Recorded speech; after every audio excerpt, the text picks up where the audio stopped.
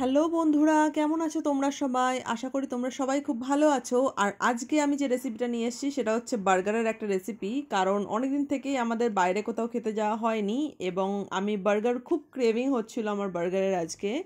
তো আমি বার্গার খেতে ভালোবাসি এবং টুকটুকু মোটামুটি বার্গারটা ভালোই খায়। সো ভাবলাম আজকে বাড়িতেই হেলদি ওয়েতে একটা বার্গার বানিয়ে দিই। তো সেই জন্য আমি এখানে হোল হুইট বার্গার বান নিয়েছি। দিয়ে এবার এটাকে সামান্য একটু বাটারে ভালো করে দুপিঠটাই সেঁকে নিতে হবে। এবার এটা তুলে নিয়ে এরপরে সামান্য আরেকটু বাটার অ্যাড করে প্যানে তার মধ্যে একটা ডিম আমি ভেজে নিয়েছি। তার মধ্যে সামান্য নুন এবং একটু গোলমরিচ, চিলি ফ্লেক্স, অরিগ্যানো সব যেগুলো তোমাদের পছন্দ সেরকম অনুযায়ী তোমরা দিতে পারো সিজনিং দিয়ে ডিমটা ভালো করে ভেজে নেবে এবং তার ওপর থেকে একটা চিজ স্লাইস দিয়ে তার ওপরেও খানিকটা গোলমরিচ এবং অরিগ্যানো ছড়িয়ে দেবে। এবার সেটা কমপ্লিট হয়ে গেলে পেঁয়াজ, টমেটো গোল গোল করে কেটে নিতে হবে।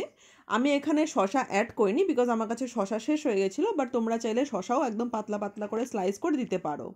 এবার আমি এখানে একটু লেটুস পাতা নিয়ে নিয়েছি, 2 পিস লেটুস নিয়েছি জাস্ট। তো তোমরা যদি চাও ডেফিনেটলি লেটুসটা দিতে পারো বা স্কিপও করতে পারো। আমার কাছে এটা নর্মাল লেটুস ছিল, আইসবার্গ লেটুস নয়। তোমরা আইসবার্গও ইউজ করতে পারো, সেটাই সবথেকে বেস্ট। এবার বার্গারের একটা বানে আমি একটু মেয়োনিজ মাখিয়ে নিয়েছি, আর একটা বানে আমি অল্প একটু টমেটো সস নিয়ে নিয়েছি। দিয়ে এবার লেটুসটাকে ভালো করে সাজিয়ে দিয়েছি।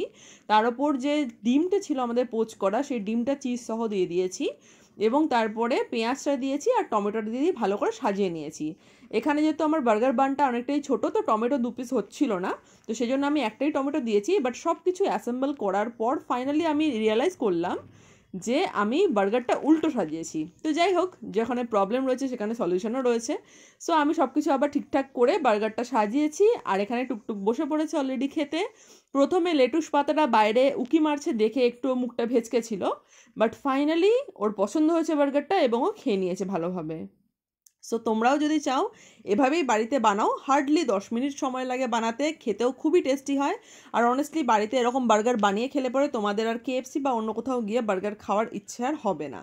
সো বাড়িতেই বানাও, খাও, হ্যাপি থাকো আর হেলদি থাকো।